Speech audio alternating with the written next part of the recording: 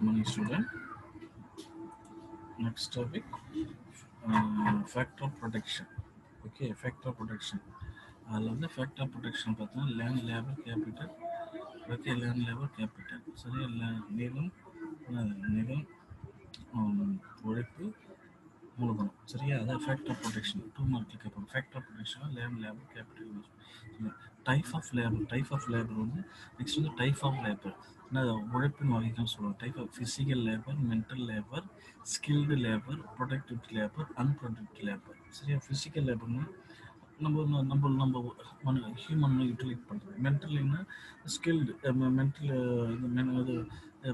Mental லேபர்னா இது using for நம்ம மனிதனோட மூளைகளை மாதிரி ஒரு டெக்னிக்கை யூஸ் பண்ணுறது. அது ஸ்கில்டு லேபர்னா டெக்னிக்கல் தொழில்நுட்பம் திறன்மிக்க எப்படி இன்ஜினியரிங். இங்கே ப்ரொடக்டிவிட்டி லேபர்னா ஆக்கமுள்ள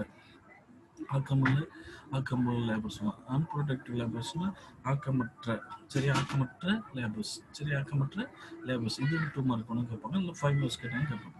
டைப் ஆஃப் லேபர்ஸ் கேட்டாங்கன்னா physical labour, mental labour, skilled labour, productive labour, unproductive labour சரியா. Okay, next characteristic of labour. Inseparable, perishable, weak bargaining power, slow increase in supply, involvement, heterogeneous, labor and wages. இன்செப்பரபிள்னு பிரிக்க முடியாத labours சரியா, பிரிக்க முடியாது. பெர்சபிள்னு அழிக்கக்கூடியது.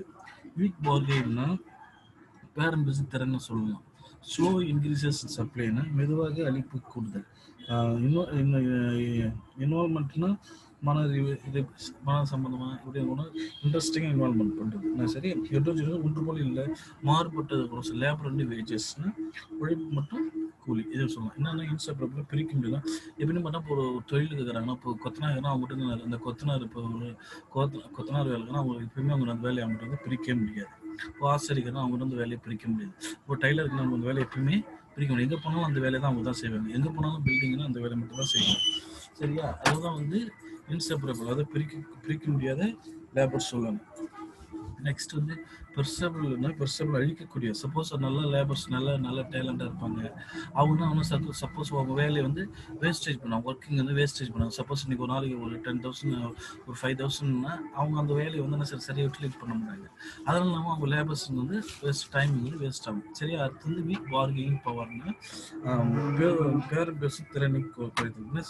பேரம் பேசினா செய்து அவங்களோட இது வந்து டைமிங் மற்ற இது எல்லாருமே அவங்க குறைக்குது. இதனால நம்ம அவங்களோட இன்கம் வந்து குறையும் சரியா. இது மாதிரி பிரச்சனைலாம் இருக்குது. பார்கெனிங் பவர் தான் அது அவங்க ரெடியூஸ் ஆகும், அது சொல்கிறது சரியா. அடுத்து வந்து ஸ்லோ இன்க்ரீஸ் இன் சப்ளைனா குறைந்த மெதுவாக அளிப்பு கொடுத்தல் சரியா. என்னன்னா எப்படி சொல்லலாம், இங்கிலீஷ் என்னன்னா இந்த மாதிரி லேபர்ஸ் இருக்கிறது கொஞ்சம் கொஞ்சமாக பேசி இதெல்லாம் ஃபாலோ பண்ணுறது. கொஞ்சம் கொஞ்சமாக என்ன செய்யலாம், அளிப்புனால இன்க்ரீஸ் பண்ணிக்கலாம் சரியா. கொஞ்சமாக இன்னைக்கு வந்து 10,000 இன்னைக்கு என்னது ஒரு இன்னைக்கு ஒரு 10,000 என்னது ஒரு 10 டன் கொடுக்குறோம். ஒரு 10 டன்னா நாளைக்கு வந்து 11 டன், நாளைக்கு 12. இல்லை இந்த வீக் வந்து 10 டன் கொடுக்கணும், அடுத்த வீக்கு 12 டன். அப்போ சப்ளை இருக்கிறது கொஞ்சமே இல்லை. இன்வால்மெண்ட் அவங்க மனதில் சம்பந்தம் ஆடிக்குது. என்னாச்சு, எனக்கு இது ரொம்ப பிடிக்குது, ரொம்ப இன்ட்ரெஸ்டிங்காக இருக்குது, இந்த ஜாப் ரொம்ப இது இன்ட்ரெஸ்டிங் இன்வால்மெண்ட்டாக இருக்குது அப்படி சொல்லிட்டு. ஹெட்ரோஜினியஸ் எந்த வேலையும் எல்லா வேலையும் ஒரே போல் இருக்குல்ல. சப்போஸ் இங்கே போனால் ஒரே இதுனா இப்போ கொத்தனா மற்ற அந்த வேலைக்கு இன்னைக்கு ஒரு வேலை, நாளைக்கு ஒரு எங்கே போனால் கொத்தனா. ஆனால் அங்கே வேறு மாதிரி வேலை, இங்கே வேறு மாதிரி வேலை சரி. சப்போஸ் ஒரு இடத்துல வந்து வீடு கட்ட வைத்திருக்கோம், மற்ற இடம் வந்து ஒரு கோயில் கட்ட வைத்திருக்கோம், மற்ற இன்னொரு இடத்துல போனால் ஒரு கவர்மெண்ட்டோட பில்டிங்ஸ் கட்ட வைத்து. அப்போ எது எல்லாமே ஒரே வேலை தான், ஒரே மாதிரி இருக்குது. எந்த ஒரு பொருள் கூட பார்த்தீங்கன்னா சப்போஸ் பார்த்தீங்கன்னா ஒரே பொருளாக இருக்கும், ஒரே டேஸ்ட்டாக இருக்கும், ஆனால் வந்து வெவ்வேறு இடத்துல வெவ்வேறு விதமாக இருக்கும் சரியா. அப்போ ஒரு மாதிரி ஒரு ஹெட்ரோஜெனஸ் ஒரே மாதிரி இருக்கிறது கிடையாது சரியா. லேபர் அண்ட் வேஜஸ் அதே மாதிரி கூலி மற்றும் உழைப்பு கூலி வந்து சரியாக உங்களுக்கு சரியாக ஒரு இருக்கிறது. இதுக்கு சரியாக ப்ராப்பராக இருந்த மாதிரி தான் அவங்களால வந்து எல்லாத்தையும் இன்வெஸ்ட்மெண்ட் பண்ண முடியும், எல்லாமே இதை ஃபாலோ பண்ண முடியும் சரியா. இதில் குணாதிசயம்னா கேரக்டரிஸ்டிக் ஆஃப் லேபர் இந்த குணாதிசயம்லாம் இது இருந்தால் மட்டும்தான் அவங்கள உழைப்பு மற்றும் மூலதனம் வேஜ் கூலி அவங்கள ரொம்ப சிறப்பாக செயல்படுத்த முடியும் சரியா. Next factor affecting labour efficiency. Factor affecting labour எஃபிஷியன்சினா உற்பத்தி திறனை நிர்ணயிக்கும் காரணிகள்னு சொல்லலாம். ஃபேக்டர் அஃபெக்டிங் லேபர் எஃபிஷியன்சினா உற்பத்தி திறனை நிர்ணயிக்கும் காரணிகள் வந்து rational stock, individual characteristic, climate condition, climate condition, education, technology and training, wage level, future opportunity, standard of living, working condition, tools and implement, trade union, efficiency of the employer. சரியா? இதில் என்ன பொதுவாக பண்ணால் எதனா உற்பத்தி இன்னைக்கு காரணம் கேட்டு suppose factor of labour efficiency கேட்டால் உற்பத்தி ரேஷியல் ஸ்டாக்னா பங்கு என்ன ஷேர் ஹோல்டு ஸ்டாக்ஸ் ஒன்று இனப்பங்கு கூட சொல்லலாம். ஒன்று இணை ஒரே இதில் ஷேரிங் பண்ணல அதை கூட சொல்லலாம். இண்டிவிஜுவல் கேரக்டரிஸ்டிக் என்னன்னா தனி மனித இயல்பு திறன் எப்படி இருக்கு. சப்போஸ் இவனோட லேபர்ஸ் எஃபிஷியன்சி எப்படி இருக்கு, இவனோட எஃபிஷியன்சி எப்படி இருக்கு. சரி, ரெண்டும் ஒரே வேலை கொடுத்து எவ்வளோ டைம் செய்கிறாங்க, எவ்வளோ மந்த்ல செய்கிறாங்க, எவ்வளோ ஹவர்ஸில் செய்கிறாங்க. இது வந்து தனி இண்டிவிஜுவல் கேரக்டரிஸ்டிக். இவன் என்ன ஷேப்பில் செய்கிறான், இவன் என்ன ஷேப் செய்யலாம். சரியா? அது கொடுக்கலாம். சப்போஸ் ஃபார் எக்ஸாம்பிளுக்கு ஒரு இன்ஜினியர்கிட்ட ஒரு உருண்டையை கொடுத்து அவன் என்ன ஷேப்பில் அந்த போல்டு வடிவமைக்கணும் என்ன இருக்கும். அப்புறம் வந்து நெக்ஸ்ட் வந்து கிளைமேட் கண்டிஷன், சுற்றுச்சூழலில் பார்த்தாரு. கிளைமேட் கண்டிஷன் பார்த்தோன்னா எனக்கு சப்போஸ் வந்து இன்றைக்கி என்ன இருக்கும், இந்த மாதம் பார்த்தோன்னா ரெயின்ஸ் வந்து அதிகமாக இருக்கும். அப்போ சம்மர் டைமில் ரெயின்ஸ் கம்மியாக இருக்கும். அப்போ அதுக்கு தகுந்த மாதிரி நான் இந்த கிளைமேட் தகுந்த மாதிரி ஒரு அக்ரிகல்ச்சர் ப்ரொடெக்ஷன் பண்ணணும். சரியா? அதை விட்டுட்டு இந்த நேரத்தில் போய்ட்டு அதிகமாக வந்து நெல் பயிர் வந்து அதிகமாக விளைச்சல் வெயில் டைம்லையும் மழை டைமில் நெல் பயிர் குறைவாக அதுமாதிரி பண்ணக்கூடாது. அந்த கிளைமேட் தகுந்த மாதிரி என்ன அவன் என்ன லேபரை இன்க்ளூட் பண்ணும். எஜுகேஷன் எப்படி இருக்குது, சரியா? டெக்னாலஜி அண்ட் ட்ரைனிங் இதுக்கு வந்து ஓரியன்டாக எப்படி இருக்கான், இந்த எஃபிஷியன்ட் கரெக்டாக ஓரியன்டாக ரிலைஸ் பண்ணுறானா, எப்படி அவன் ப்ராப்பராக ப்ராஃபிட் அடிக்குது அதுன்னு பார்க்கணும். அதேமாதிரி வேஜ் லெவல் கரெக்டாக இருக்கா, வேஜ் லெவல் என்ன கரெக்டாக, கூலியோட அளவு வந்து கரெக்டாக இருக்கா. சரி, எவ்வளோ கரெக்டாக இந்த லேபர்ஸ்க்கு இந்த இந்த என்னது இந்த இத்தனை மணிக்கு இத்தனை ஹவர்ஸ்க்கு இவ்வளோ டைம் கரெக்டாக கொடுக்குறான்னா. சரி, அந்த லெவல் கரெக்டாக இருக்கா.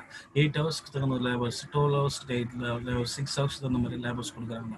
அது கண்டிப்பாக நம்ம தெரிஞ்சுக்கணும். சரியா? அதை விட்டுட்டு 1 மந்த் ஃபுல்லாக ஒர்க் பண்ணிட்டு 12 ஹவர்ஸ் ஒர்க் பண்ணிட்டு அவனுக்கு சேலரி கம்மியாக கொடுத்துட்டேன், 12 ஹவர்ஸ் ஒர்க் பண்ணிட்டு அதிகமாக கொடுக்கக்கூடாது. சரி, அதுக்கு லெவலாக கரெக்டாக கொடுக்கணும்.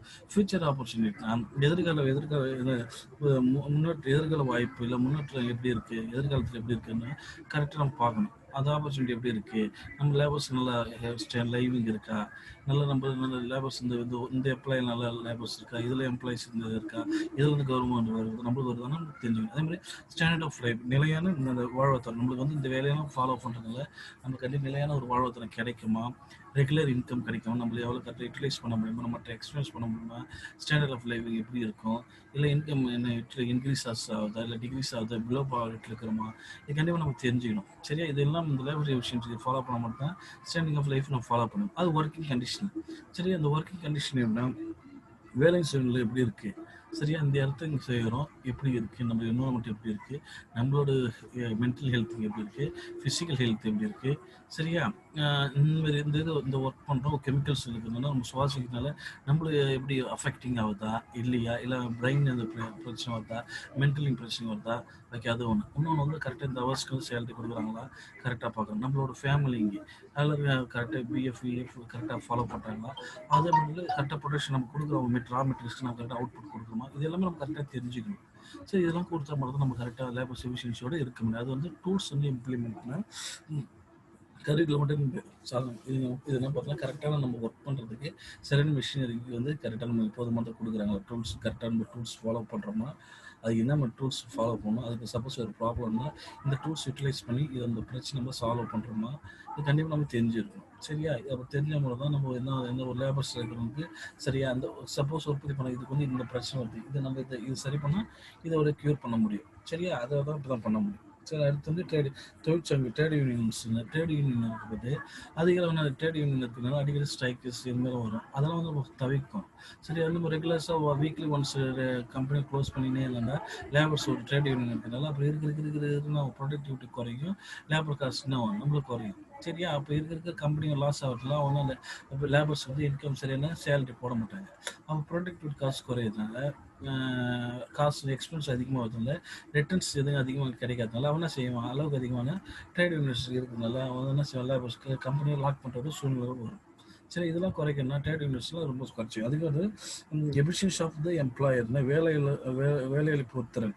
எவ்வளோ பேருக்கு வேலையை அளிக்கிறாங்க, எவ்வளோ எஃபிஷியன்சி லேபர்ஸ் தேவை, என்னென்ன மாதிரி வேலை கொடுக்குறாங்க, என்ன மாதிரி ஆள்ஸ்லாம் எடுக்கிறாங்க, என்ன மாதிரி லேபர்ஸ்லாம் எடுக்கிறாங்க, அதுக்கு வந்து நம்ம இட்ரேட் பண்ணணும்.